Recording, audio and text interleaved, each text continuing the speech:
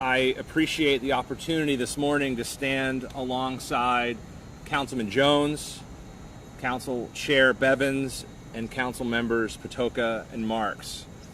We're all here today because we're committed to bringing more justice to our communities and a stronger police department to Baltimore County.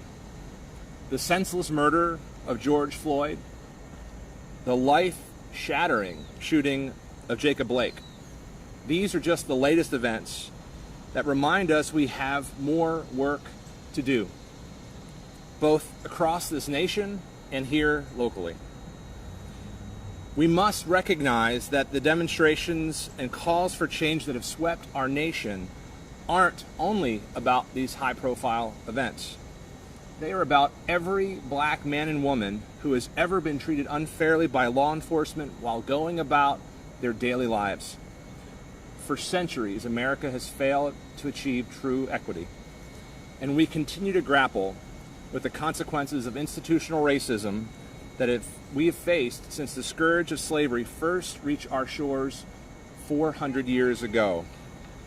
We know that this problem will not be solved overnight, but as local leaders, we have a responsibility to work towards a more just future.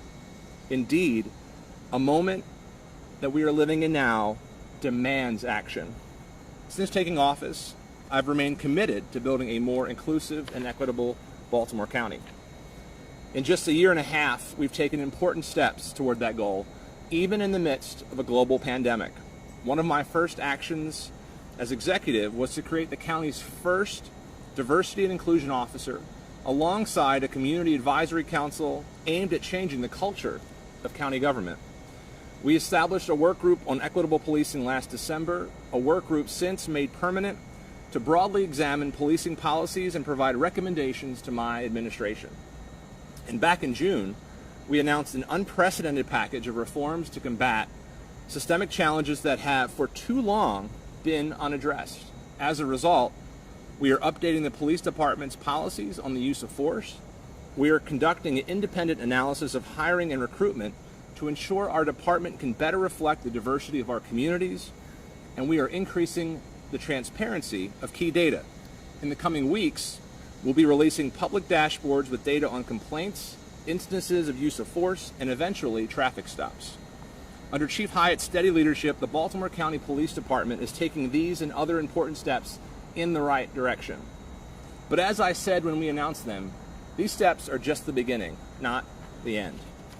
And since June, I've traveled from Towson to Turner Station to Randallstown and back, joining hundreds at peaceful protests to stand in solidarity and to listen. This week I turned 38, something I look forward to celebrating with my wife and my daughter. But it's also a reminder of the milestones that others won't be able to celebrate. I think about George Floyd's children, who won't be able to celebrate a birthday or any other milestone with their father. I think about Jacob Blake, whose life will never be the same after being shot 7 times in the back in front of his own children. And I think of the many others out there whose names we likely will never know. Thinking in this way forces us to ask ourselves, what legacy are we leaving behind? How can we be better? It's a conversation that's happening at dining room tables across our country. It's happening at community association meetings, and it's happening during impassioned discussions among our county council. Today, I'm proud to stand with Councilman Julian Jones, as well as Council Members Marks, Bevins, Patoka, as well as Catch and Quirk, to announce the next steps in being better. Councilman Jones, thank you. Thank you for your leadership, your passion, and your dedication to furthering this conversation. As you have said, now is the time to act with urgency. And that's what today is about, acting with urgency. While we're acting on the urgency of this moment, we also have to be deliberate about how we act, ensuring that we get it right for our residents and for our law enforcement community. So I do want to thank Council Chair Bevins and Council Members Marks, Catch, and Quirk for their commitment in coming to the conversation to ensure that we get this police reform right. I also want to thank State's Attorney Schellenberger for a productive dialogue throughout this process.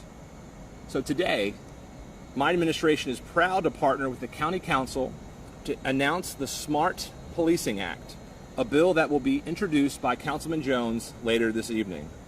The bill bans chokeholds and all neck restraints, enshrining critical reforms already underway into law, such as requiring policies for affirming the sanctity of life and providing training in de-escalation, implicit bias, and the use of force, ensuring that future administrations can't undo them.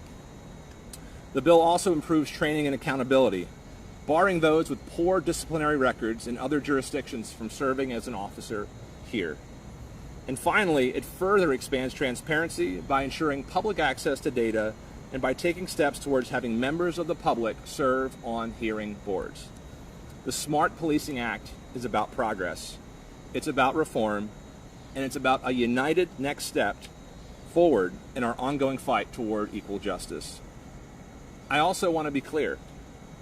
I, along with my colleagues on the council, remain incredibly grateful to the men and women of the Baltimore County Police Department who serve our communities honorably, people like my brother who put their lives on the line every day to serve.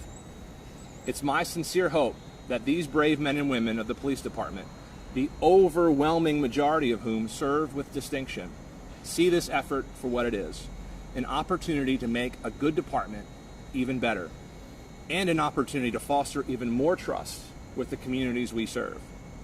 I want to thank Chief Hyatt for her efforts as someone who shares my vision for community policing and who has set her sights on making our department the best in the nation. The SMART Policing Act is a bold, thoughtful piece of legislation that will make our department even stronger.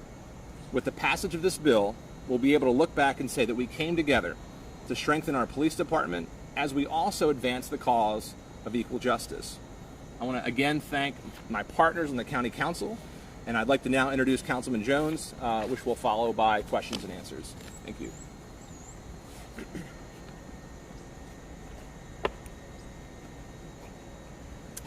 Good morning. I'd like to start by thanking the county executive for his support and leadership on this issue. I'd like to also thank all of my colleagues that are here today and the others that are not here. Everybody contributed to this process, especially the citizens throughout Baltimore County that made their voices loud and clear and what they wanted in terms of reform. And I think it's important to note, as the county executive said, this is not any way some type of anti-police reform measure. This is an opportunity for us to make our police department better, to make sure the expectations from the citizens are lined up with the expectations and the service that they receive from the police department. So to be real quick, some of the other items that the county executive did not mention that I think are important in the bill. One of the items in the bill would prohibit us from hiring a police officer from another jurisdiction who left under some type of cloud. It would also require police officers to intervene and stop when they feel that their partner or someone around them is using excessive force. And of course, it will also, one second. Require additional training on de-escalation and implicit bias to be shrouded into law. So I think what we have here today is a bill that, to be quite frank, represents an awful lot of soul searching and sacrifice on everybody's part. And I think we have a product or a bill that will make the Baltimore County Police Department better and make encounters with our police officers safer for the police as well as the citizens they serve. So thank you very much for having me here today. Sure. Questions? John? So, a month ago, Mr. Shell thought the council, you really had not much to say about it one way or the other. Sure. So, as I mentioned, back in June, we were working on implementing the administrative changes that we announced, and the legislation that was being contemplated largely would have codified many of the changes that we were implementing. As we were implementing them, we were out in the community, attending rallies, attending protests, and the community was loud and clear that they wanted to see those changes enshrined in law, and that they were asking us to step forward to not only do it administratively, but ensure that those changes would not be changed by a future administration. So in light of that, John, we came to the table and wanted to be part of helping get this done in Baltimore County. They have been among those that have been consulted as we've been working on this legislation. You have to talk to the president for official comment, though. Based on what y'all are saying, 6 out of 7 of the council members are your council members. I believe that's correct. Yep. Aside from this bill, does the county or department at all doing anything else to avoid officer involved shooting, or is it training to address preventing or avoiding further officer involved shooting? Yeah, I mean, as I said, we're always trying to be at the forefront of training and accountability and transparency. We think that this piece of legislation is another critical step forward to accomplish that. And but as we said in June, as we said in December, between the establishment of the work group, our administrative changes, and now this legislation, this is the beginning of the conversation. It's not the end. We'll continually look for ways to partner with our colleagues in the council, the police department, to keep moving the ball forward. Last question for John.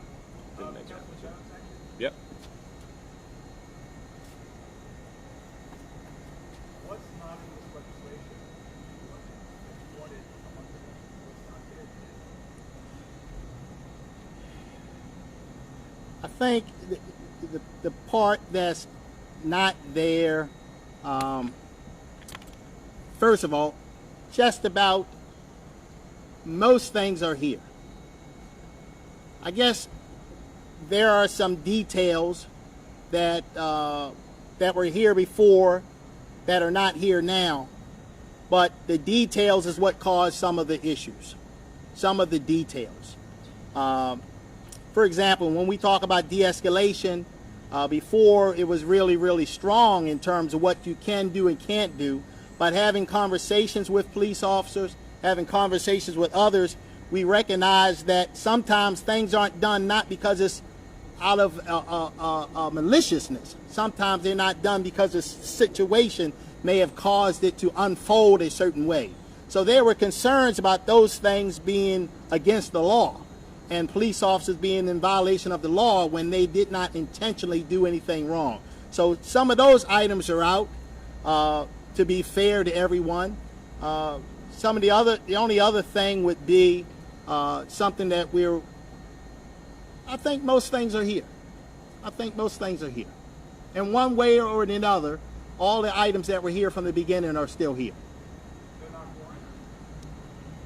No knock warrant is something that we're going to discuss. That would be a separate bill. And if we can hammer out all the details, then we'll put that in tonight as well. But that would be a separate bill.